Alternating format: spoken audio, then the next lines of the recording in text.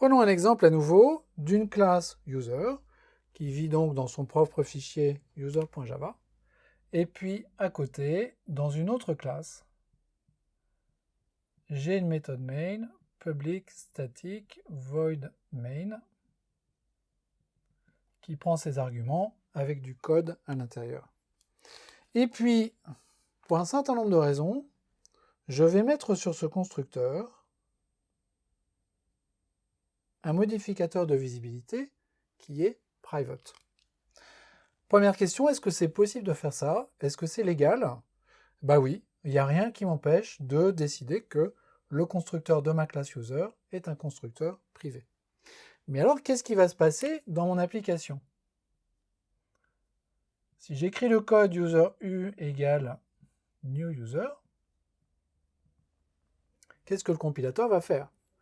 Le compilateur va dire, bah, cet appel de constructeur correspond au constructeur qui se trouve ici, donc il va essayer de regarder si j'ai bien accès au constructeur qui se trouve dans la classe. Or là, je suis dans une méthode main, dans un fichier séparé, dans une classe séparée de la classe user, et je tente d'accéder à un membre de la classe user qui s'appelle user, qui est le constructeur, et qui est privé. Je n'ai pas le droit d'accéder aux membres privés d'une classe de l'extérieur de la classe. Ça, c'est la règle du private. Donc le constructeur va me dire, erreur de compilation, le constructeur user n'est pas visible de l'extérieur de la classe. Et donc si je ne peux pas faire u égale new user, bah, ça veut dire que je ne peux pas créer d'instance de cette classe. Alors déjà, il y a des cas applicatifs dans lesquels c'est ce que l'on recherche. Il y a des classes comme la classe Erase, par exemple, qu'on vient de voir, qui est une classe que l'on ne peut jamais instancier. Pourquoi? Parce qu'elle ne comporte que des méthodes statiques, et donc il n'y a pas lieu de l'instancier. Mais là, pour ma classe user, c'est pas du tout le cas, parce que là-dedans, j'ai des champs. J'ai un champ nom, j'ai un champ salaire, éventuellement âge, adresse, etc. Je peux imaginer toutes sortes de choses. Et donc, je vais avoir besoin de créer des instances de cette classe. Comment puis-je créer des instances de cette classe alors que le constructeur est privé?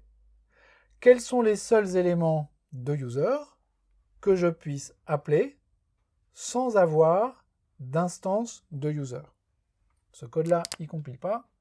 Je le mets en commentaire. Et bien, ce sont précisément les éléments statiques de user. Ce que j'ai le droit d'appeler, c'est quelque chose qui commence par user. Et donc, ce que je vais pouvoir appeler, c'est une méthode statique à l'intérieur de user. Alors, si celle-là, je la mets privée également, là, les choses ne vont pas bien fonctionner. Donc, celle-là, je vais la mettre publique. Mais cette méthode statique de user, comme on vient de le voir, on n'a pas besoin d'instance de user pour l'appeler. On peut l'appeler directement au travers du nom de la classe. Et cette méthode statique, je vais dire, c'est elle qui va me construire des instances de user. Donc je vais dire ça retourne user, et je vais l'appeler par exemple new instance. Et puis elle va prendre des paramètres, et puis cette méthode, elle se trouve à l'intérieur de la classe user, donc elle peut parfaitement faire return new user, et puis passer les paramètres de new instance vers new user. Et donc ici, dans le code qui est là, je vais pouvoir faire user, new instance, passer les paramètres, et ça va me permettre de construire des instances de user.